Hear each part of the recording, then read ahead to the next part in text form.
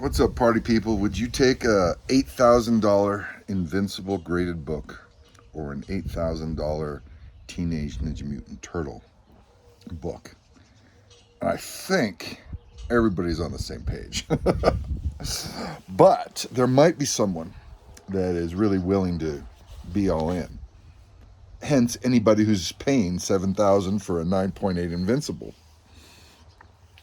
Gotta tell you, I wasn't collecting books, comic books, much after the 90s.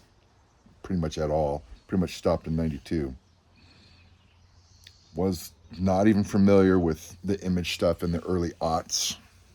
They call it the aughts, 2000, 2010. Invincible, Walking Dead. I know a lot of people got interested in that because the TV shows. I love the Walking Dead TV show. I haven't watched the Invincible. For the longest time, I've said I'm not into comic book or cartoons, but I've watched all the old Star Wars cartoons with my 8-year-old son and loved them. And they were totally part of canon, and they made sense with the whole story, and I loved it. But I never got into Invincible, and I'm not sure why. I think I tried to, and it was like just gory violence or something, and I was just like, okay, that's silly. But everybody loves it. It's got to be good. Got to be good writing. Robert Kirkman's done pretty well for himself and the comic book community, the writing community, the TV shows, what he's doing at Skybound now. Get that ROM 1. I got a ROM 19, 9.8, ROM 1, 9.8 signed by Frank Miller. Just popped up on the top 10 list because, anyways, I think a new ROM 1 just came out. And did he get the rights to ROM? I thought that's what Comic Tom was alluding to. I don't think anybody. I think Hasbro has ROM, so I don't think he has that. But he just did a ROM comic book, so he must have some rights to it. Anyways, TMNT all day, baby. All day, every day. Early 84, early independent, magazine size. 80, 90, aughts, 15, 26. 40-year-old book. TMNT has been popular for 40 years. Ain't going anywhere soon. The fact that they haven't built a dynasty or a universe around it, I know that they've done some movies, but they should be doing more, it seems to me, with that kind of IP.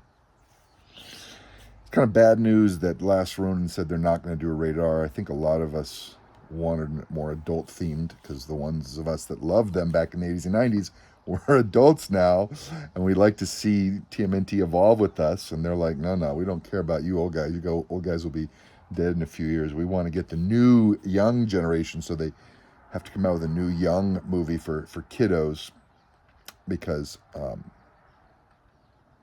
it'll start the legacy all over again. Man, can't they do both? Can't you do both? I mean, Invincible done well on cartoons. Can't you do a cartoon series on Netflix or HBO that's rated R? I mean, I don't know if I'd watch it, but I think a lot of people would. Maybe you could do some more fun stuff with graphics and stuff. Anyways, there's not much of a debate, but it's an interesting question. There are people out there spending $7,000, $7,500, $6,000. I think anybody would jump at a chance to spend $6,000 on one right now. I don't think there's that many 9.8s for Invincible, but they're spending the money on it. It'd be interesting to find out if they already have a top shelf TMNT number 1, or if they had to pick and choose. My guess is if you're blowing $7,000 on an Invincible number 1, you got the money. You can go buy a $7,000 Invincible TMNT. Get Eastman to sign. I'm big into signatures, so Eastman to sign it. You could get. Does Kirkman sign anymore? Is he too busy for that? I just got a Spawn 200 signed by Kirkman and Todd McFarlane that I'm sending off to Jim Lee to get signed for a third time.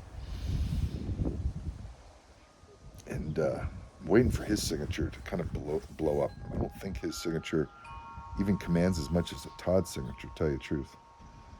You tell me if I'm wrong. Anyways, TMNT all day, baby. And I didn't even like the movies back then. I wasn't a kid. I wasn't into the little cartoon TV shows. It was just the comic books. It was the magazine-sized comic books. It was the independents fighting against Marvel and DC in the 80s that set the tone 10 years before Image was created. Man, props to Cerebus, if you guys aren't familiar with Cerebus. I got an Elric from 1973. It's going back a ways, so it's magazine size, first Elric. I think it's Elric 1, the variant. 1973 had a variant. Can you believe that? Anyways, man, there's some Cerebus I'd like to get a 9.8. Remember that Wolveroach run from like 50 to 54? I'd love all those in a 9.8. Man, those were cool. They're probably not even worth anything, but you can't find them. Anyways, happy hunting, guys.